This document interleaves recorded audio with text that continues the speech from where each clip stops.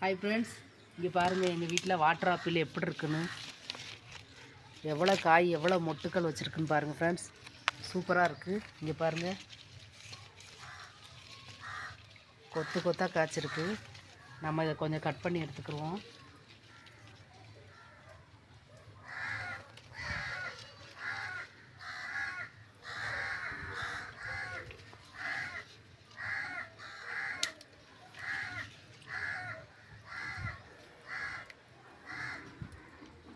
இங்கே பாருங்கள் ஃப்ரெண்ட்ஸ், எப்படி அழகாக இருக்குன்னு பாருங்கள்.